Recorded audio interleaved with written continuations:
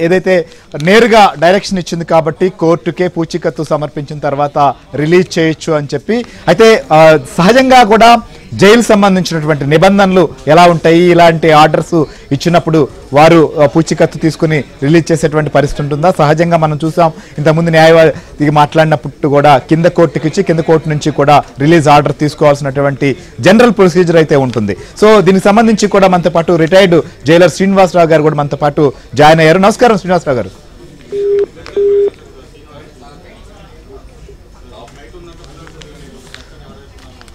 right so ఏ రకంగా దీనికి సంబంధించినటువంటి విషయంలో కోర్టు నిర్ణయం తీసుకోబోతోంది కోర్టు నిర్ణయానికి సంబంధించి జైలుకు వెళ్ళిన తర్వాత అక్కడ ఏ రకమైనటువంటి పరిస్థితి ఉండబోతోందో కూడా మనం చూద్దాం అయితే సో ప్రస్తుతం అయితే మాత్రం అల్లు అర్జున్ రిలీజ్కి సంబంధించినటువంటి విషయం పైన అభిమానులు కావచ్చు కుటుంబ సభ్యులు అందరూ కూడా ఆసక్తిగా ఎదురు చూస్తున్నారు ఆయన అరెస్టుకు సంబంధించినటువంటి అంశం పైన చాలా మంది కూడా స్పందిస్తున్నారు హాలీవుడ్ సంబంధించినటువంటి నటులు కావచ్చు కొద్దిసేపటి క్రితమే రష్మిక కూడా పుష్పలో నటించినటువంటి రష్మిక కూడా